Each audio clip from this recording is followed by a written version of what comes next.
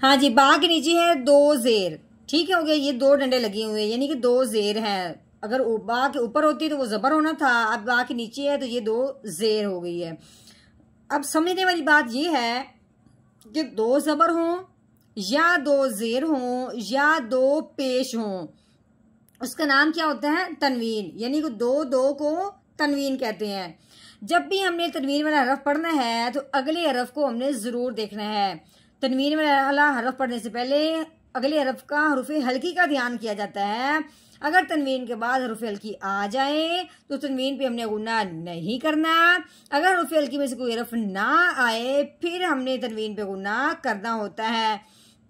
अब जब हमने आगे देखा है, आगे देखने में तो ये अलिफ नजर आ रहा है। अलिफ के ऊपर जबर हो, अलिफ के नीचे जेर हो या अलिफ के ऊपर पेश हो तो उस अलिफ को अलिफ नहीं पढ़ते, उस अलिफ को हमजा पढ़ते हैं, ठीक है। अब हरूफ हल्की में से सबसे पहला हरफ जो है ना वो है ही हमजा, यानी कि अब तनवीन के बाद आगे हमजा आ गया है, यानी कि हमजा हरूफ हल्की में से है।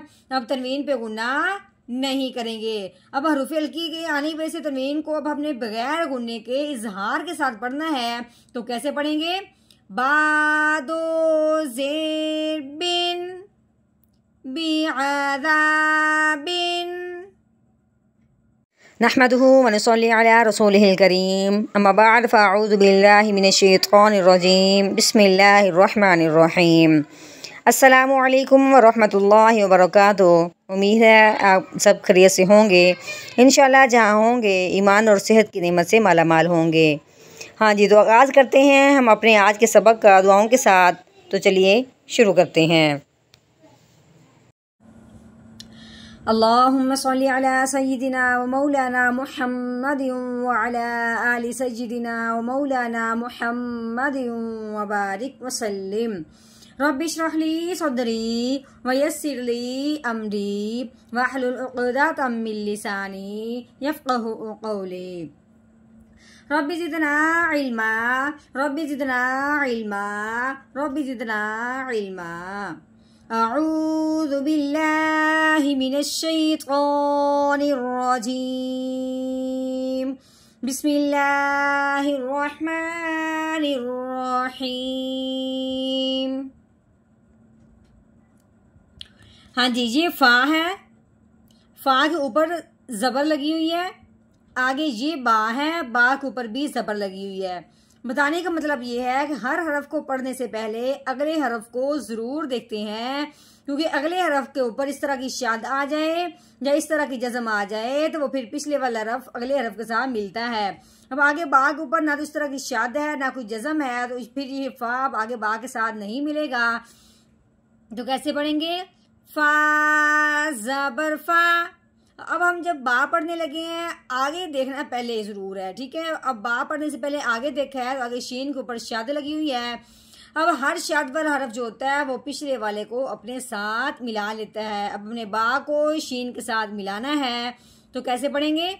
बाशीन ज़बर बश, फा बश। हाँ जी, अब शीन के नीचे जेर है, शीन पढ़ने से पहले आगे देखा है तो रॉ के ऊपर जज़म आई हुई है, अब रॉ साकिन है। हर साकिन हरफ जो होता है वो पिछले वाले को अपने साथ मिलाता है। अब हमने शीन को रॉ के साथ मिलाना है, तो कैसे पढ़ेंगे? शीन रॉ जेर शिर, फा बशिर। आगे ये हा है, हा के ऊपर पेश लगी हुई है, ये आगे मीम है, मीम के ऊपर जज़म लगी हुई है तो मीम साकिन हो गया। यहाँ ये बात समझने वाली है कि मीम जब साकिन हो और उसके बाद अगर बा आ जाए तो मीम साकिन पे हमेशा गुन्ना करते हैं। तो कैसे गुन्ना होगा? हामीम पेश हुम। हमने हा को मीम के साथ मिलाया है क्योंकि मीम साकिन था, ठीक है। फिर आगे गुन्ना किया है क्योंकि बा आगे आ गया है, ठीक है। कैसे पढ़ेंगे? फबशिर हुम। हाँ जी, आगे ये बा है, बा के नीचे जेर लगी हुई है, आगे आइन के ऊपर जबर है, ठीक है। बा जेर बी, आइन जबर आ, बी आ। हाँ जी, ये दाल है, दाल के ऊपर जबर लगी हुई है, आगे ये आगे है अलिफ, ठीक हो गया। यहाँ कायदा समझने वाला है कि अलिफ से पहले हरफ पे जब जबर आ जाए तो पहले वाला हरफ उस अलिफ के साथ मिलते हुए एक अलिफ के बराबर लंबा होगा। कैसे?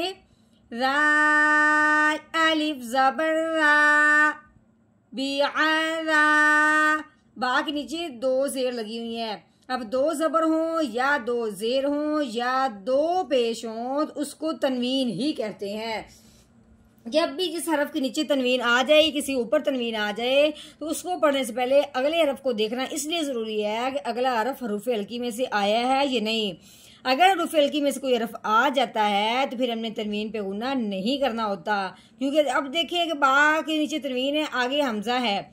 अब देखने में तो ये अलिफ है, अलिफ के ऊपर ज़बर आने की वजह से अलिफ हमजा बन गया। अलिफ के ऊपर ज़बर जेर पेश आए तो उस अलिफ को अलिफ नहीं पढ़ते, उस अलिफ को हमजा पढ़ते हैं। अब तनवीन के बाद आगे देखें, आगे हमजा है तो हरूफ हल्की जितने भी हैं उनमें से एक हरफ हमजा भी है। अब हरूफ हल्की में से हमजा आ गया है, अब अपने तनवीन पे गुना बिल्कुल नहीं करना, बगैर गुने के इजहार के साथ पढ़ना है। तो कैसे पढ़ेंगे? बादो जेर बिन बिआराबिन। हाँ जी, आगे देखें। अब ये हमजा है, इसके ऊपर ज़बर लगी हुई है तो हमजा है, तो कैसे पढ़ेंगे? हमजा ज़बर आ। अब ये लाम है, लाम के नीचे जेर लगी हुई है, आगे ये या है, या के ऊपर जज़म लगी हुई है, तो ये हो गया या साकिन। हर साकिन हरफ जो होता है वो पिछले वाले को अपने साथ मिला लेता है। जैसे कि अब अपने लाम को या साकिन के साथ मिलाना है, जब या साकिन हो और उससे पहले हरफ के नीचे जेर आ जाए तो पहले वाला हरफ उस या साकिन के साथ मिलते हुए एक अलिफ के बराबर लंबा होगा। कैसे? लाम या जेर ली आली। हाँ जी, अब मीम के नीचे दो जेर हैं, अब यहाँ मैंने वक़फ़ करना है तो अब हमने आगे नहीं जाना, तो कैसे पढ़ेंगे? मीम दो जेर मिन आली मिन। हाँ जी, अब वक़फ़ की सूरत में अब हमने क्या करना है? मीम को साकिन कर देना है। कैसे? आगे वक़फ़ आलीम आलीम। हाँ जी, अब मुकम्मल आयत का हमने तोड़ कर लिया, अब हमने करना है इसका जोड़, यानी कि रवानगी के साथ पढ़ना है। तो चलिए शुरू करते हैं। अऊज़ु बिल्लाहि मिनश शैतानिर रजीम। सूरतुल इंशिक़ाक़ मक्किय्यह। बिस्मिल्लाहिर्रहमानिर्रहीम। फबश्शिरहुम बिअज़ाबिन अलीम। फबश्शिरहुम बिअज़ाबिन अलीम।